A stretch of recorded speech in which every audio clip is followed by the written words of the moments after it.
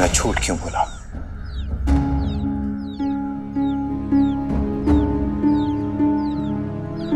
तुमने सबसे झूठ बोला। क्यों?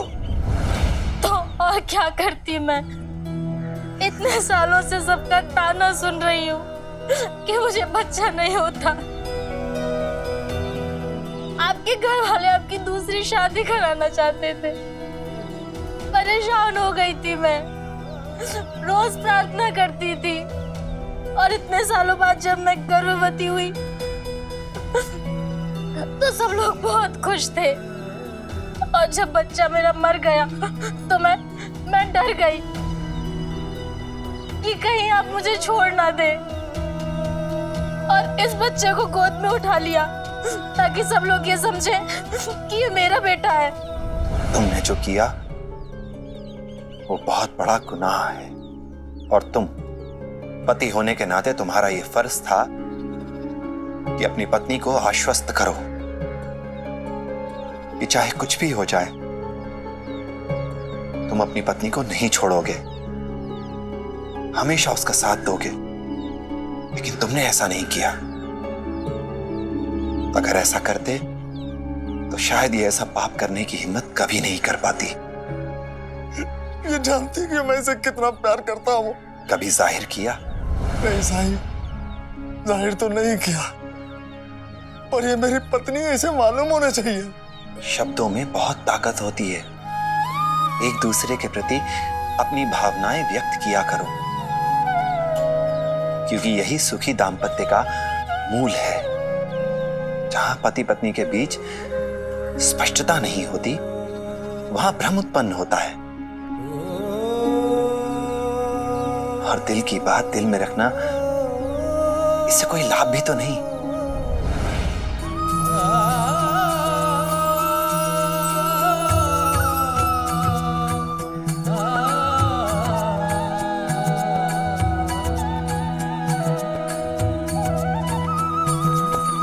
आया हूँ साई मोरे बीच मझधार, तुम ही लगा दो साई थाम ले हाथ में साई मोरी पतवार, मोरे साई मोरे दाता तुम ही हो मोरे तारणहार। परम ज्ञान का भर दे अंजन, अलख निरंजन साई राम, अज्ञान तिमिर से ये लो, ये तुम्हारा बेटा है। ज्योति शुभंकर साई राम। ओम साई ओम साई ओम साई ओम साई ओम साई ओम साई ओम। माफ कर देना मुझे बहन, उससे बहुत बड़ी गलती हो गई। साई, आपके निर्णय करने का तरीका भी आपके इलाज की तरह ही है, अद्भुत और विचित्र। जब कठिनाई छाई तू ही याद आया, भटके राही को तूने रास्ता दिखाया, तूने भक्तों का बेड़ा पार लगाया, तेरी महिमा मेरे साई कौन जान पाया। ओम साई ओम साई ओम साई ओम साई ओम साई ओम साई ओम।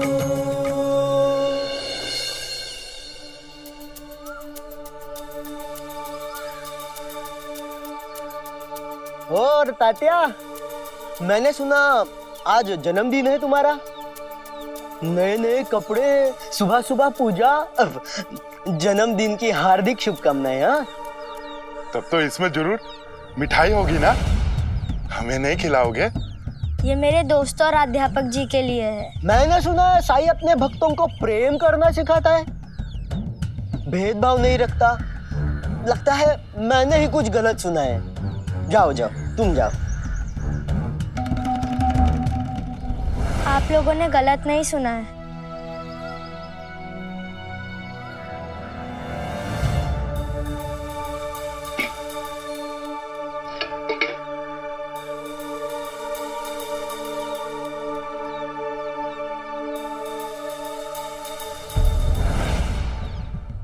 एक से मेरा क्या होगा?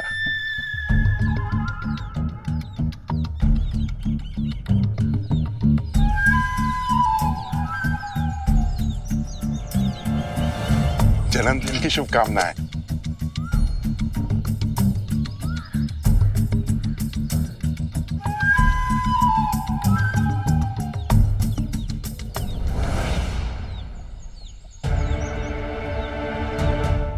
अंता जी, अपना काम हो गया। जैसे ही मिठाई निकले ताता थैली के अंदर हाथ डालेगा, बिच्छू उसे डंक मार देगा। और ये घटना पाठशाला में होगी। फिर तो गांव वालों को यही लगेगा कि पाठशाला जंगल में होने के कारण ये दुर्घटना घटी। फिर तो पाठशाला हमेशा के लिए बंद। और सबक मिलेगा माधव और अप्पा को। बड़े साई के भक्त बनते हैं ना दोनों। अब मैं भी देखता हूँ साई क्या करता है।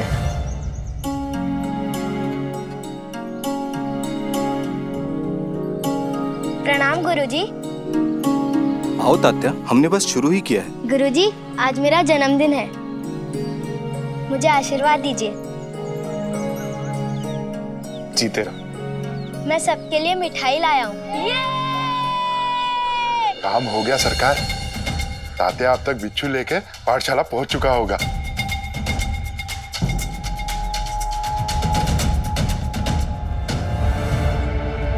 बस कुछ ही पलों में समाचार आएगा कि बिच्छू के डंक मारने से तात्या की मृत्यु हुई। मुझे मेरे दोस्त को बचाना होगा।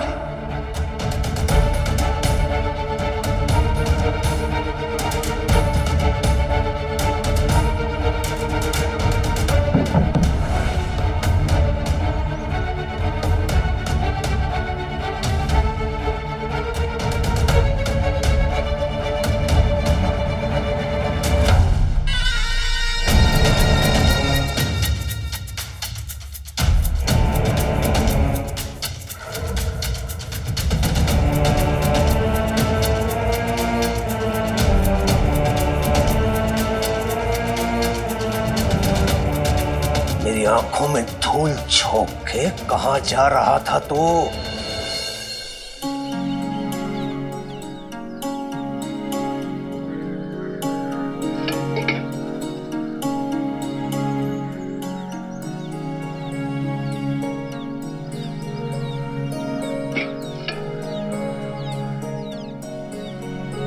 खुश रहो।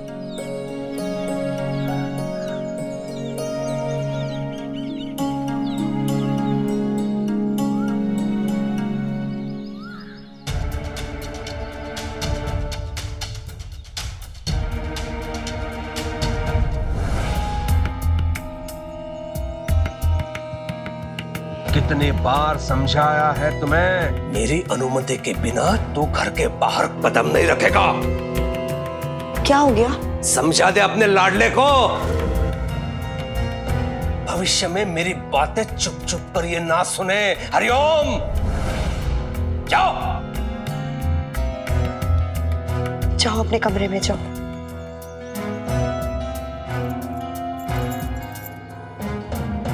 जाओ जाके देखो तुम्हारी योजना सफल हुई कि नहीं। हरिओम।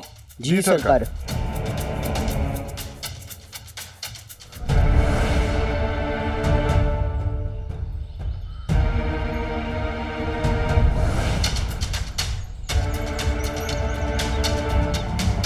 चंपा!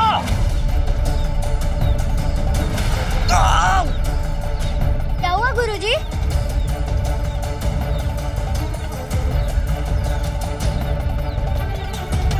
बिच्छू ने गुरुजी को काट लिया।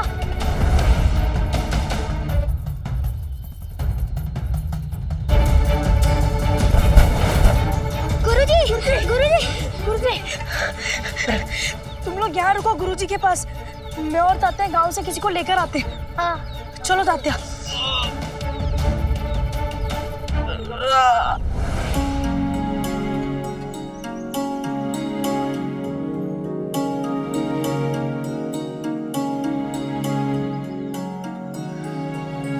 बहुत ही बेहतरीन कारीगरी। मुझे अंदाजा नहीं था भामा कि तुम्हारा हाथ इतना बढ़िया होगा।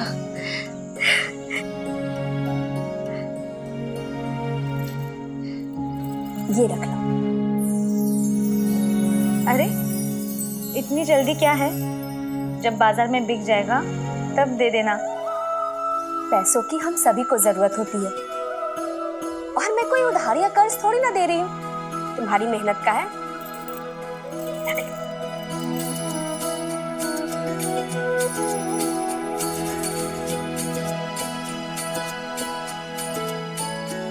अच्छा चलती है।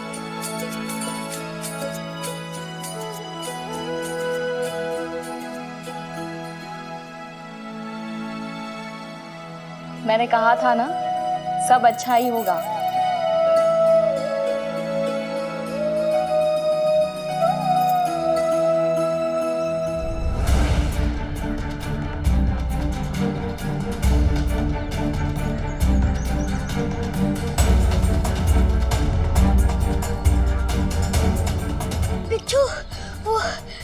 बिच्छू ने अध्यापक जी को काट लिया। बाजी चलिए चलो।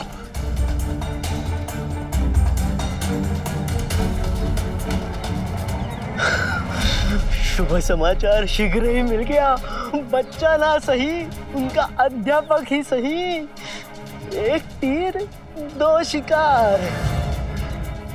वो कैसे बनता जी? माधव गया तो पाठशाला बंद, फिर बच्चों से अपना बदला भी पूरा हो जाएगा और कुलकर्णी सरकार के विरुद्ध जाने का माधव को दंड भी मिल गया। जानती हैं, मुझे सबसे ज्यादा खुशी किस बात की है? मैं अब अपना पत्नी का धर्म निभा रही हूँ। उनकी जिम्मेदारियों को उनके साथ बांट सकती हूँ। अध्यापक जी को बिच्छू ने काट लिया है।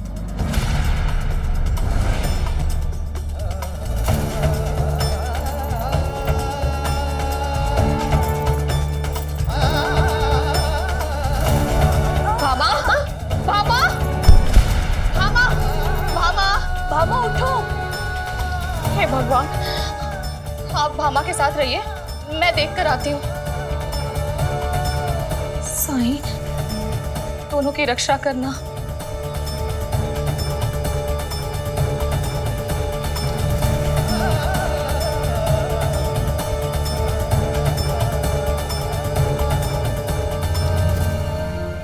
भामा उठो।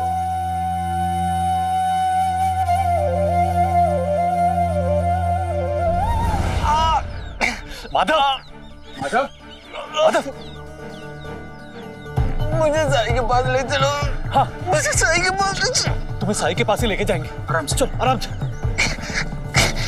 बच्चों, अपने अपने घर चले जाओ। आराम से माधव।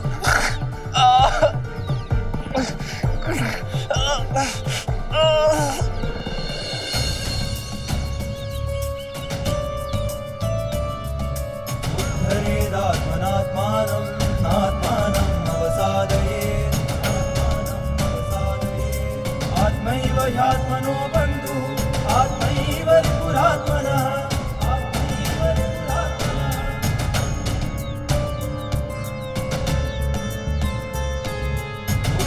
उद्धरेदात्मनात्मानं नात्मानं अवसादयेत् आत्मैव ह्यात्मनो बंधु आत्मैव पुरात्मनः। खुश रहो। सब ठीक तो है ना? ये कौन है?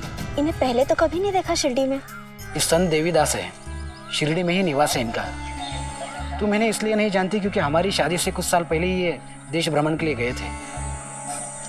चारों धाम की यात्रा कर चुके हैं, अभी अभी काशी से लौटकर आ रहे हैं।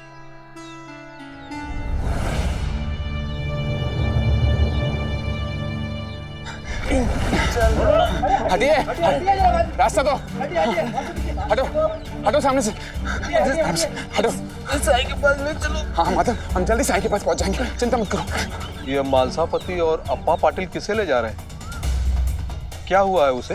वो माधव है, लगता है उसे कुछ हो गया है, इसलिए साईं के पास जा रहे होंगे इलाज के लिए। साईं? लेकिन वैद्य तो कुलकर्णी है। हाँ, लेकिन साईं भी इलाज करता है। वो जो गांव के आखिरी छोर पर खंडर है ना, वहां रहता है वो। बैरागी है वो,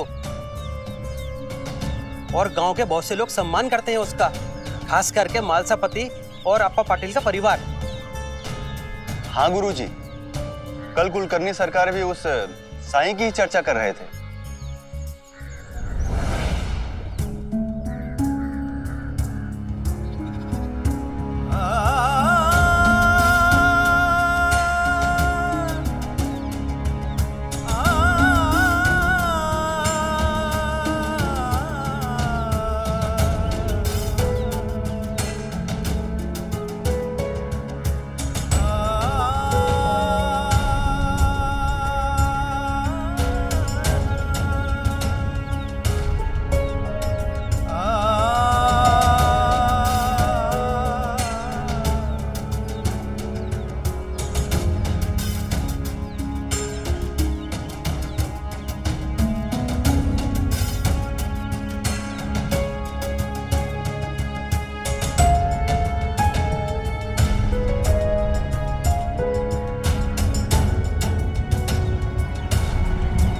नीचे उतर।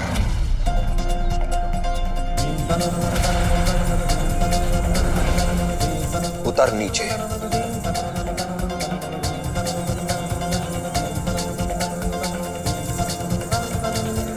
ये आज साई को क्या हो गया? कुछ समझ नहीं आ रहा। साई माधव को सीढ़ियां चढ़ने से क्यों रोक रहे? नीचे उतर।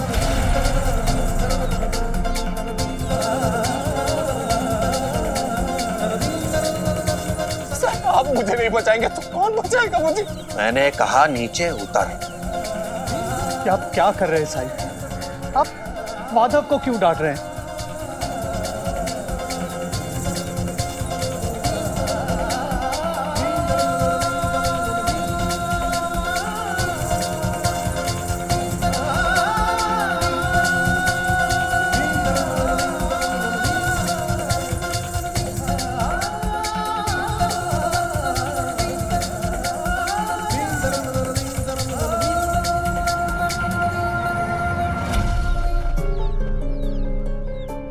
मैं तो बिच्छू के जहर से बात कर रहा हूं।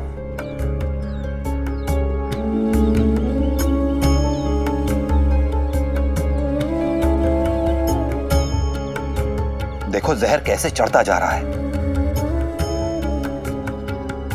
मैं कह रहा हूं लेकिन मेरी बात भी नहीं सुन रहा है। तो डांटना तो पड़ेगा ना।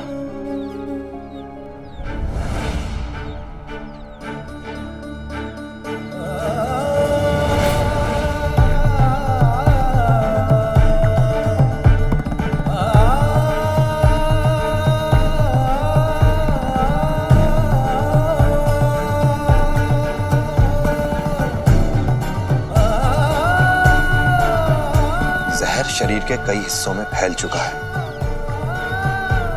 इसलिए जरूरी यह है कि माधव को आज सारी रात खड़ा रखा जाए, तभी जहर को बेअसर किया जा सकता है। आज की रात सिर्फ माधव के लिए ही नहीं, हम सब के लिए परीक्षा की रात सिद्ध होने वाली है।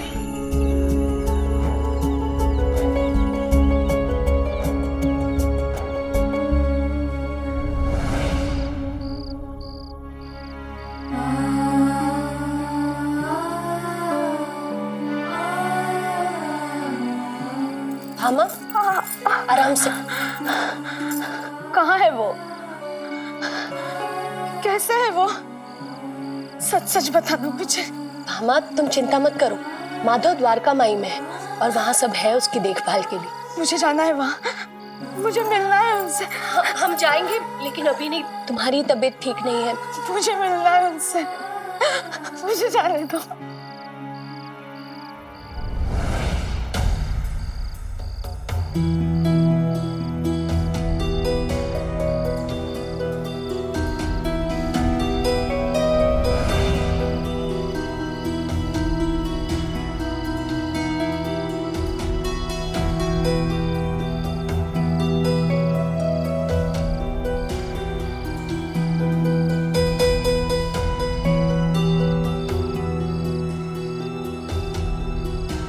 माधव,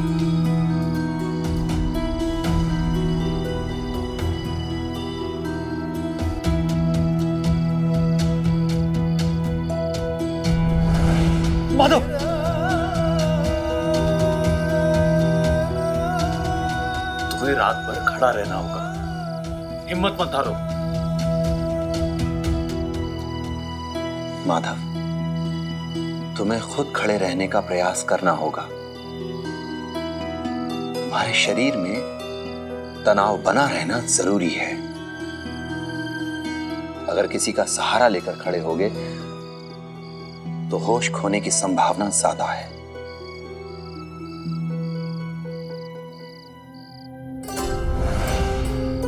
क्या हुआ इन्हें? साईं, कुछ करिए साईं, इन्हें बचाइए साईं।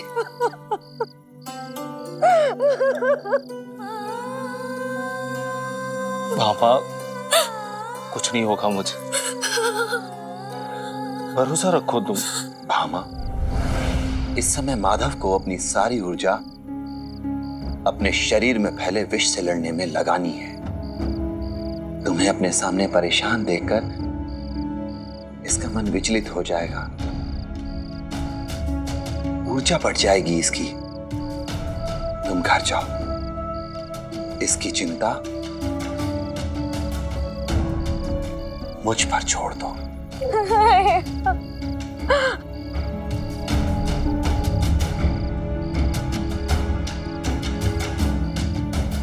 भामा, चलो। नहीं, कुछ नहीं होगा माधव को, चलो चलो भामा, चलो।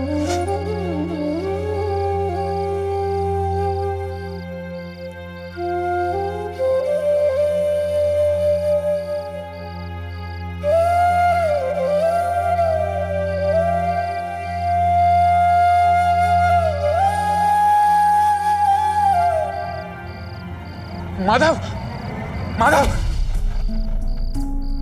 माधव, तुम्हें खड़े रहना है। आंखें खोलो माधव, आंखें खोलो। से खड़ा नहीं हुआ जा रहा है, थक गया हूं मैं। थोड़ी देर मुझे बैठने दो, थोड़ी देर। नहीं माधव नहीं, मुझे कोई कपड़ा ला के दो जल्दी।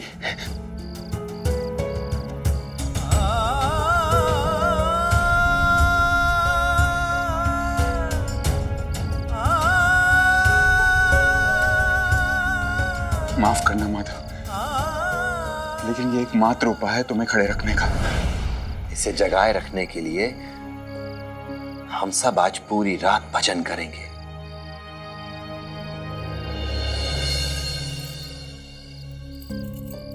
पूरी रात भजन करते रहेंगे सब। आज की रात अध्यापक जी पे बड़ी संकट की रात है। अगर आज की रात उन्होंने सही सलामत पार कर ली तो उनके बचने की संभावना है, नहीं तो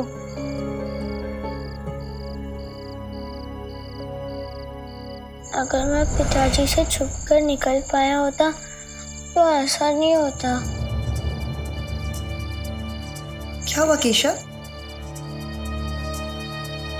अगर अध्यापक जी से मिलकर मैं उन्हें बताता तो। क्या बताता?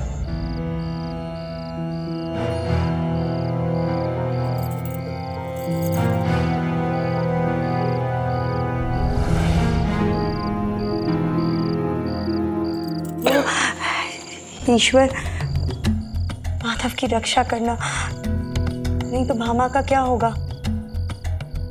केशव, जाओ तुम सो जाओ, जाओ। मेरे आदेशों की अवमानना करने से पहले ये सब सोचना चाहिए था माधव को। हरिओम, मुझे नीचा दिखाने के लिए जंगल में पाठशाला खोले उसने। जंगल और जोखिम ना हो ये कैसे संभव है? काट लिया बिच्छू ने, वो भी काला वाला बिच्छू, बड़ा वाला। आपको कैसे पता बिच्छू काला था और बड़ा था? हरिओम, शिरडी का मुखिया हूं मैं। कौन? मुखिया। विस्तृत जानकारी होती है मेरे पास हर छोटी से छोटी घटना की, समझी? हरिओम।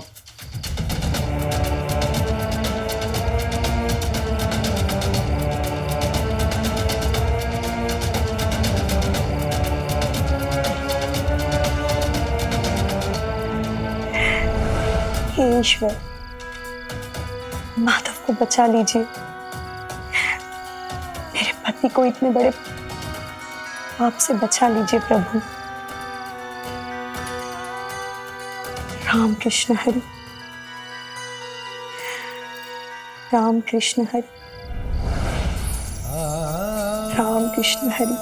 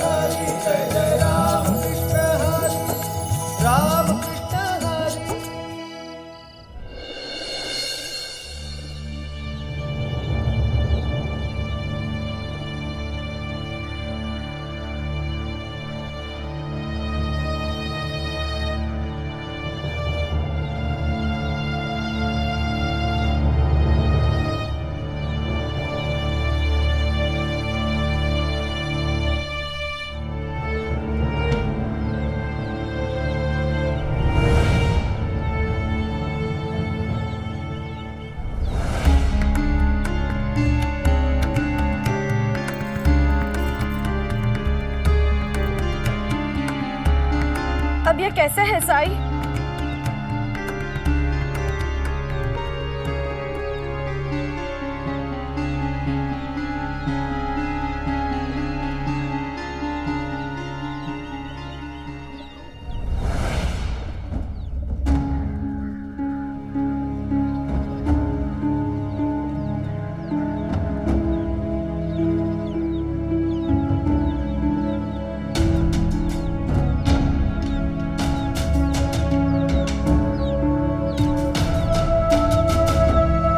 खोल दो इसे।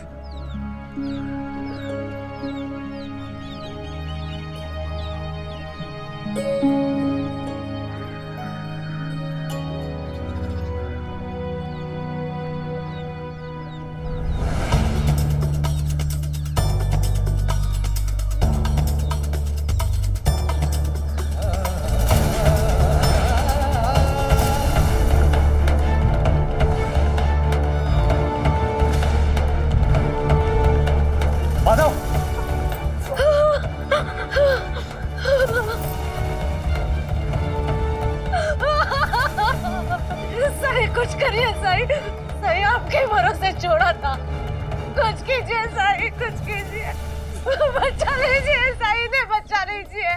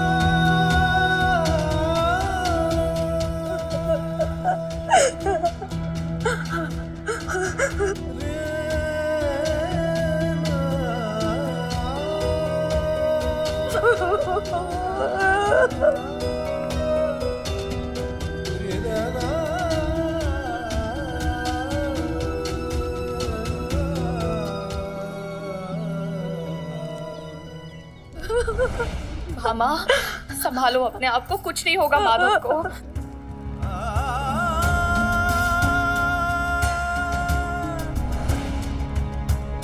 लगता है इस बार देर हो गई हमें।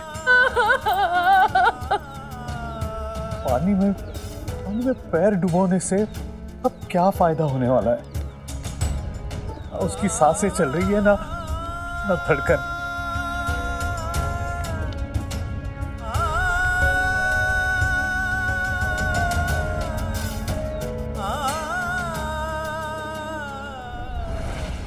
जहर अब शरीर से पूरी तरह निकल चुका है। पानी ने शरीर में फैले पूरे विष को खींच लिया है।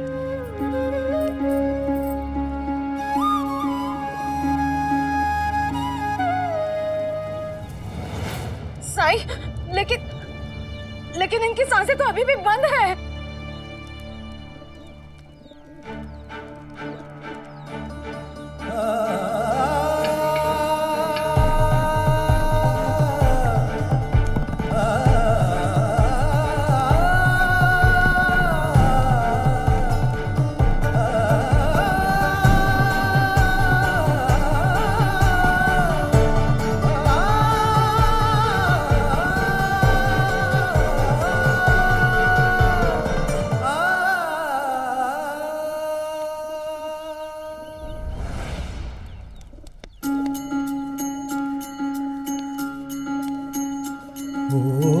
जीवन डगर कभी जो कठिन हो जाए, मन विचलित हो और कोई मार्ग न पाए, अंधियारे की गहरी रात जो आए, हिम्मत टूटे और कुछ भी समझ न आए, तू श्रद्धा पथ पे सबूरी धर के बिना डिगे बस चलता जा, तू श्रद्धा पथ पे सबूरी धर के बिना डिगे बस चलता जा, श्रद्धा भक्ति धीर तुझे उस पार लगाए, तेरा संयम और विश्वास तुझे राह दिखाए।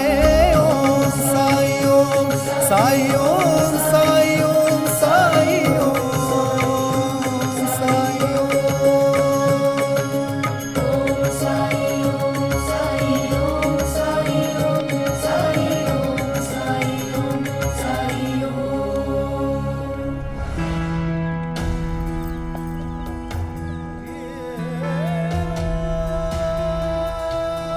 उठो श्यामा,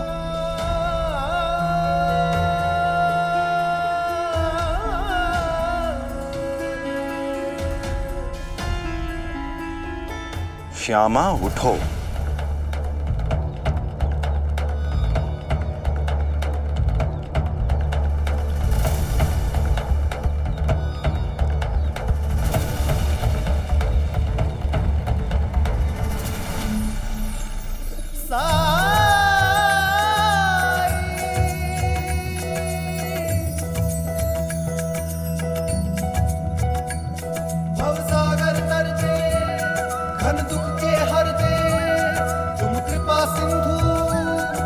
अमृत बिंदु अलग उजियारे दीनों के सहारे। ओम साई ओम साई ओम साई ओम साई ओम साई ओम साई ओम साई ओम साई ओम साई ओम साई। ऊदी मलने से पहले शरीर से जहर का निकलना जरूरी था। ये तुम्हारा नया जीवन है, इसलिए नया नाम भी दे रहा हूं, श्यामा।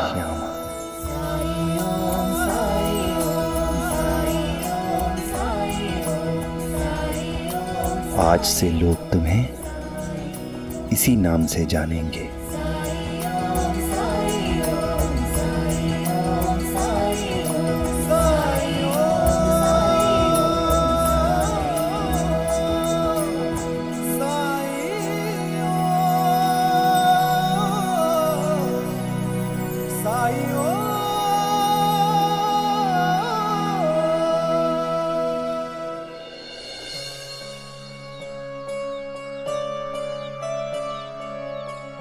पहले लोग सुबह सुबह मुझसे आशीर्वाद लेने आते थे, उसके बाद अपना काम शुरू करते थे।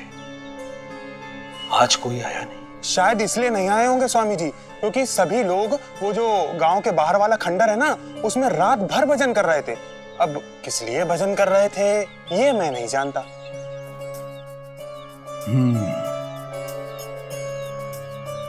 शिरडी की हवा कुछ बदली बदली सी लग रही है। जिसकी श्रद्धा और भक्ति थी मुझ पर, वो भी मुझसे भेंट करने के लिए नहीं आए। हरिओम।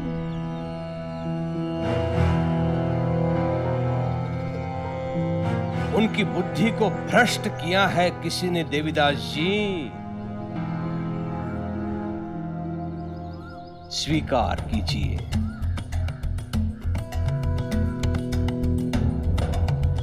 प्रणाम। खुश रहिए। किसने किसकी बुद्धि को भ्रष्ट कर दिया? मालसापति और अप्पा पाटिल जैसे लोग कम है क्या शिरडी में, जो आपको मानते थे लेकिन इन दिनों उस पाखंडी के भक्त बन चुके हैं वो, और उस पाखंडी का नाम है साईं। कल कोई मुझे बता रहा था उसके बारे में, लेकिन आपके रहते भला कोई पाखंडी किसी को अपना भक्त बनाए, ये कैसे हो सकता है? तर्क से लड़ सकता हूं मैं देवीदास जी, लेकिन काला जादू, उससे कैसे लड़ूं? इतना सिद्ध नहीं हूं मैं।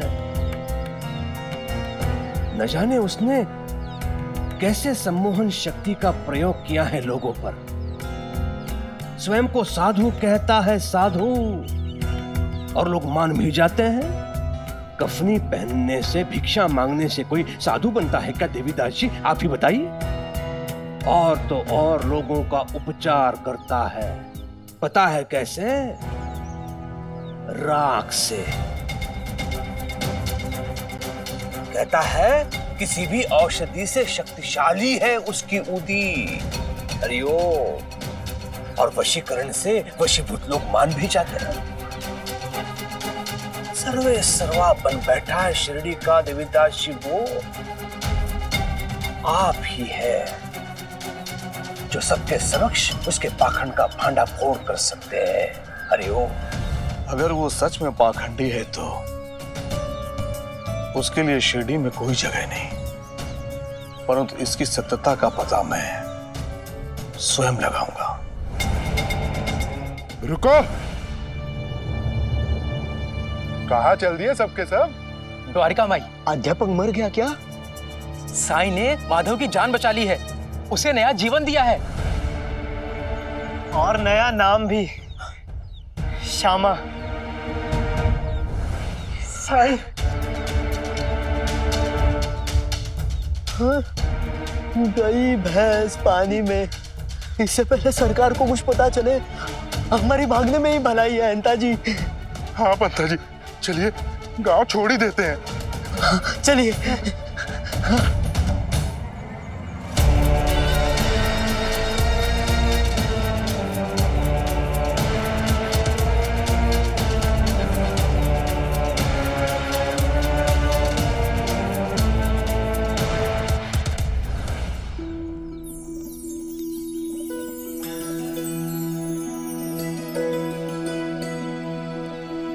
मैं भी पूरी रात सोई नहीं अध्यापक जी, आपके लिए प्रार्थना कर रही थी भगवान से। मैं आपके एहसानों का कर्ज कैसे चुकाऊंगी? आपने अपने प्राणों को दांव पर लगाकर मेरी बेटी की जान बचाई। हम सब किस्मत वाले हैं कि आप जैसा अध्यापक हमारे गांव में है, जिसने सब कुछ खो दिया लेकिन बच्चों को पढ़ाने का जिम्मा कभी नहीं छोड़ा। अब हम गांव वालों को भी अपना कर्तव्य निभाना चाहिए। हम गरीब हैं, लेकिन किसी तरह अपना पेट तो पालते हैं ना, तो फिर हमें बच्चों की पढ़ाई का खर्च भी उठाना चाहिए। सही कहा तुमने। हमारे बच्चों को कोई मुफ्त में क्यों पढ़ाएगा, और कब तक? हम सब गांव वालों को मिलकर ये तय करना होगा कि अध्यापक जी को नियमित रूप से मेहनताना मिलता रहे। इसके लिए पहल हमें ही करनी होगी। अध्यापक जी जहाँ रहते थे वो मेरा घर है। वो कुलकर्णी सरकार के पास गिरवी पड़ा है। क्यों ना हम सब गांव वाले मिलकर उसे छुड़ा लें, ताकि अध्यापक जी अपना विद्यालय पुनः उसी जगह शुरू कर सकें। ये तो बहुत ही अच्छा सुझाव है। आपका बहुत बहुत शुक्रिया। देखा श्यामा, पहले तुम कुलकर्णी सरकार के मुलाजिम थे, पर आज गांव वालों ने गांव के विद्यालय का अध्यापक नियुक्त किया है तुम्हें।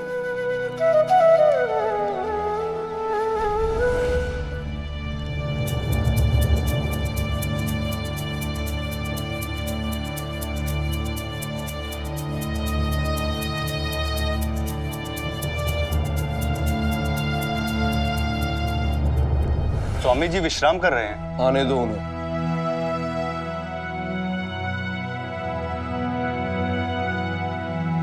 चरण स्पर्श गुरु जी।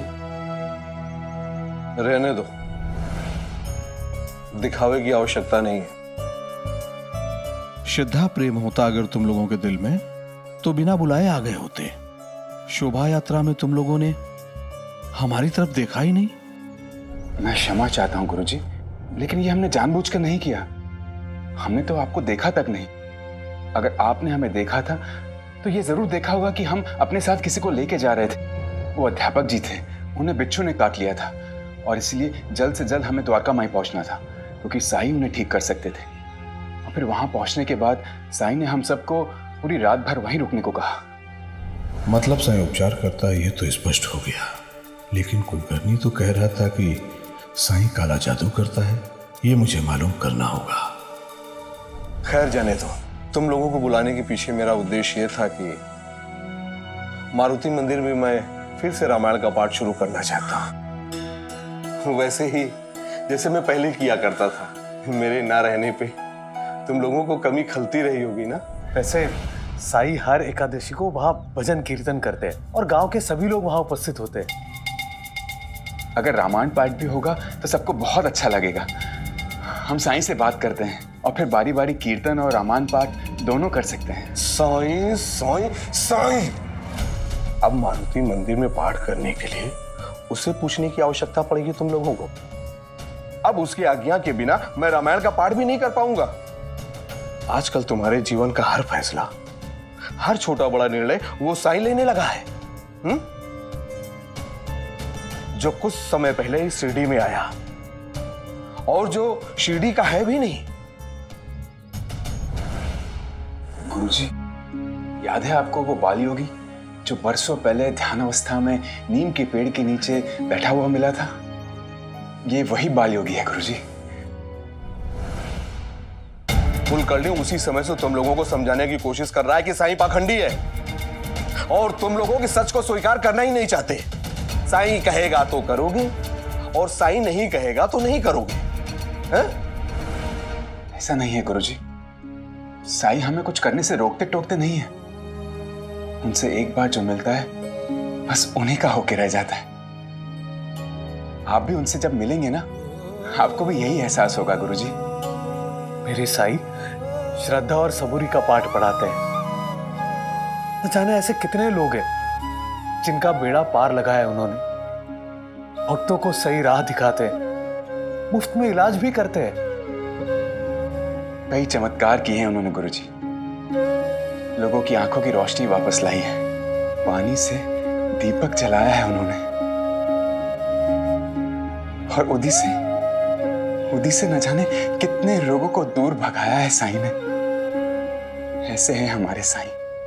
तुम लोगों के बारे में कुलकर्णी गलत नहीं कह रहा था। ये लोग उसका काला जादू देखकर चमत्कार मान बैठे हैं। अब तो साईं से मिलना पड़ेगा। ऐसे लोग शिरडी में नहीं रह सकते।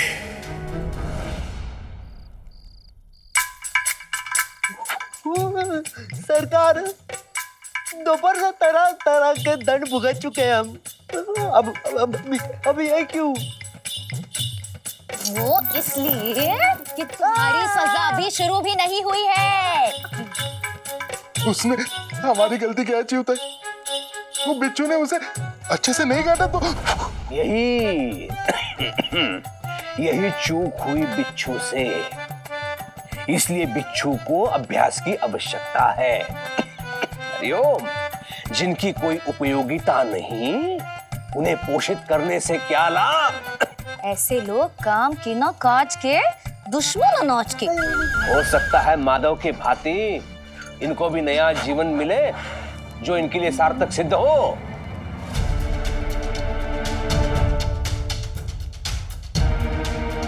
बिच्छू, ये क्या हो रहा है? क्यों आ गई बाहर केशव को लेकर? हा? मैंने मना किया है ना इसे बाहर आने के लिए। वो मैं केशव को ग्रह तारों के बारे में पढ़ा रही थी, वही दिखाने के लिए मैं बाहर अरे अब अंदर ग्रह तारे दिखा रही है, कोई आवश्यकता नहीं है, जाओ।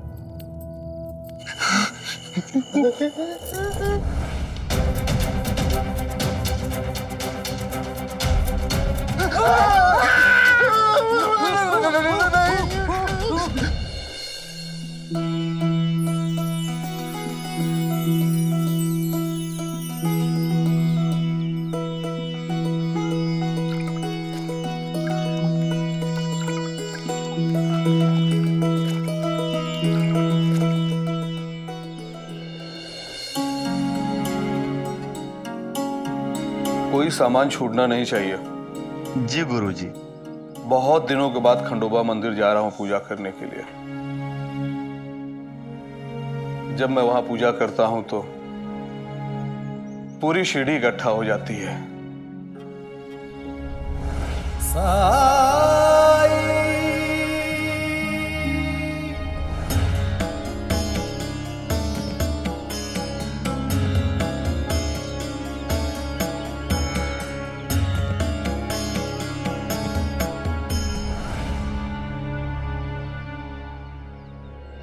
आप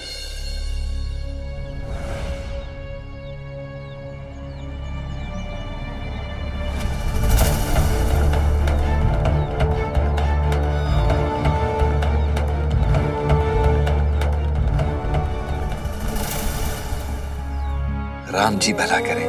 सोचा नहीं था सुबह सुबह आपके दर्शन हो जाएंगे। लगता है आज मेरा काम हो जाएगा।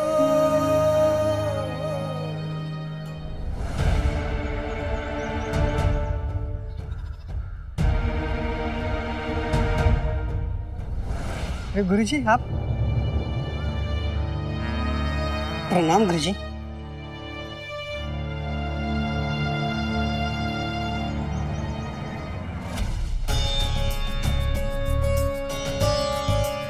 तो तुम साईं हो?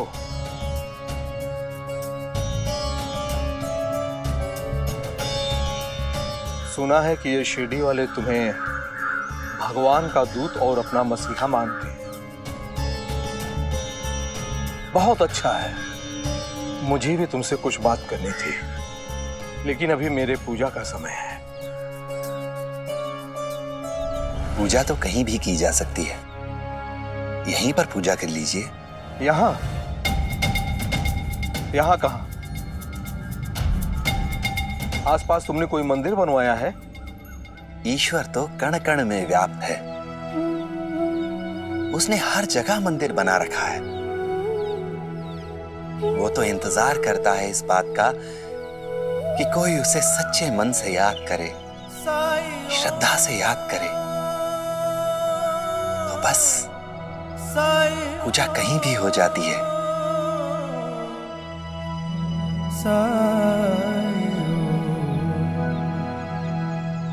सिद्धांत अच्छा है, लेकिन तुम जैसों के लिए जिसका कोई दीन धर्म नहीं है। सही कह रहा हूं ना मैं?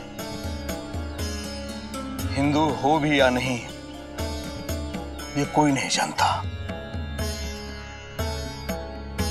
कहां से आए हो? कौन हो तुम? लेकिन मैं देशस्थ ब्राह्मण हूं। शास्त्रों में पूजन की जो विधि बताई गई है, उसी के अनुसार मैं पूजन करता हूं। क्या शास्त्रों में ऐसी किसी जगह के बारे में लिखा है जहां भगवान ना हो? ऐसा नहीं लिखा है। तो इसका मतलब ये हुआ कि भगवान हर जगह है, और जहां भगवान का वास होता है वो जगह मंदिर है। वहां जहां आप खड़े हैं, यहां जहां मैं खड़ा हूं, हर जगह मंदिर है। इसलिए पूजा किसी भी स्थान पर की जा सकती है, ना धर्म ना जाति। इसके लिए किसी की जरूरत नहीं। तो तुम ये कह रहे हो कि ब्राह्मण का होना और उसके ज्ञान का होना महत्वहीन है? जिस तरह से सदियों से पूजा पाठ यज्ञ हवन होते रहे हैं, उनका कोई औचित्य नहीं है, क्योंकि तुम्हारे अनुसार शुद्ध मन से भगवान को याद कर लो तो पूजा हो जाती है? तो तुम्हारे अनुसार किसी को पूजा पाठ के लिए ब्राह्मण के ज्ञान की आवश्यकता नहीं है। मनुष्य तो इंसान के रूप में जन्म लेता है, या तो वो नर होता है या नारी। वो जिस घर में जन्म लेता है उसी के अनुसार उसका धर्म निर्धारित कर दिया जाता है। ये ईश्वर का नहीं, इस समाज का बनाया नियम है। समाज की संरचना के अनुसार काम करने वालों को 4 वर्ग में विभाजित किया गया था, परंतु मनुष्य ने अपने स्वार्थ के लिए उसे ऊंच और नीच का आधार बना लिया। लेकिन उच्च जाति में पैदा होने वाला कोई व्यक्ति यदि नीच कर्म करे तो उसे नीच ही कहेंगे लोग, और यदि नीची जाति में पैदा होने वाला कोई व्यक्ति उच्च कर्म करे, श्रेष्ठ कर्म करे, तो लोग उसे संत कहते हैं, सज्जन कहते हैं उसे। अर्थात मनुष्य का कर्म ही उसकी जाति निर्धारित करता है।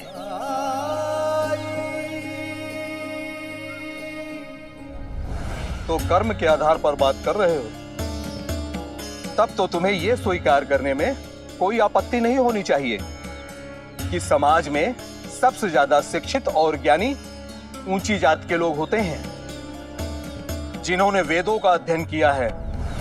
ज्ञानी वो है जो हर परिस्थिति में अपने कर्तव्य का निर्वाह करता है।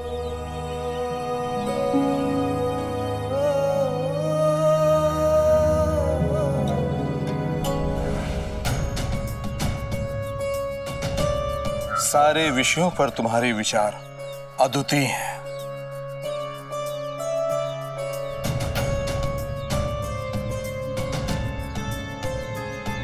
अगर ज्ञान का मूल कर्तव्य पालन है तो मुझे बताओ, सबसे बड़ा कर्तव्य क्या है?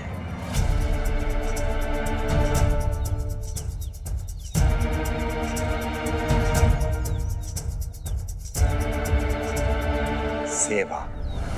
ओम साई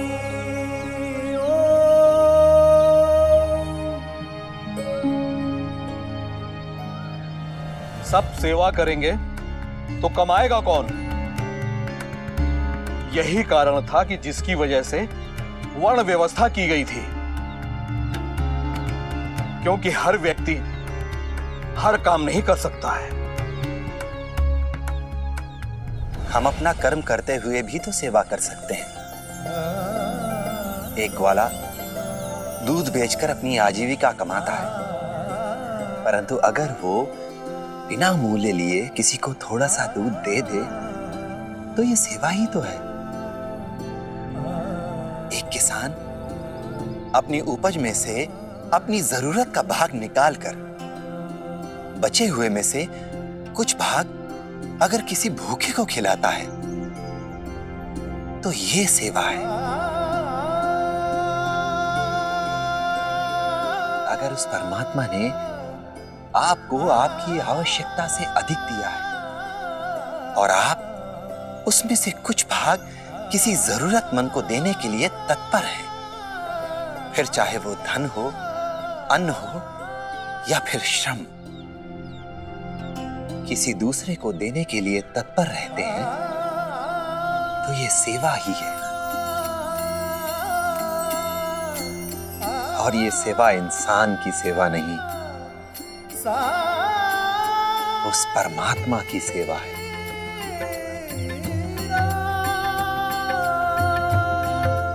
यदि सब ऐसा करने लगे तो किसी को मंदिर जाने की आवश्यकता नहीं है। कोई भगवान का पूजन ही नहीं करेगा, कोई धार्मिक पुस्तकों को नहीं पढ़ेगा, लोग धर्म को भूल जाएंगे और नास्तिक लोगों की भरमार हो जाएगी। और भगवान को ना मानने से बड़ा कोई पाप नहीं है। आपने कहा नास्तिक सबसे बड़े पापी हैं, परंतु क्यों? उसे भी तो उस भगवान ने ही बनाया है। सच तो यह है कि अक्सर हमें नास्तिक की आवश्यकता होती है, क्योंकि वो हमें सच का आईना दिखाते हैं। लोग अक्सर पूजा स्थलों पर जाते हैं, दान दक्षिणा देते हैं, सेवा करते हैं ताकि उनका आराध्य प्रसन्न हो, उनकी मनोकामना पूरी हो। अक्सर ये दान भूखे व्यक्ति को खिलाने के काम आता भी है। परंतु सोचो, जब ये दान एक नास्तिक करता है तो वो निस्वार्थ भाव से करता है। वो ये दान अपने आराध्य को प्रसन्न करने के लिए नहीं करता, अपनी मनोकामना के पूरे होने के लिए नहीं करता। सोचो, जब ये दान निस्वार्थ भाव से किया जा रहा है तो ये दान सबसे बड़ा दान है या नहीं? अद्भुत।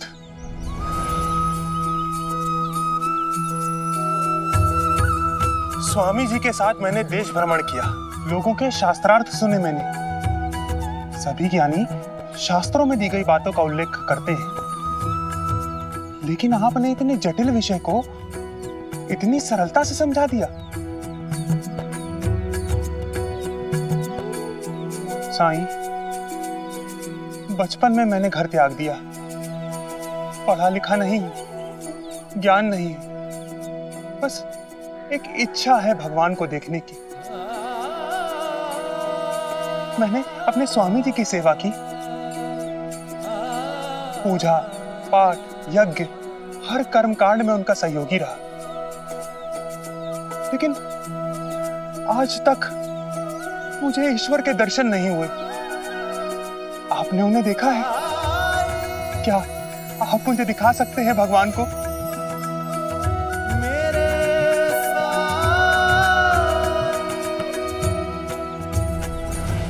ऐसे और भी मजेदार वीडियो के लिए हमारे चैनल को लाइक, शेयर और सब्सक्राइब करें।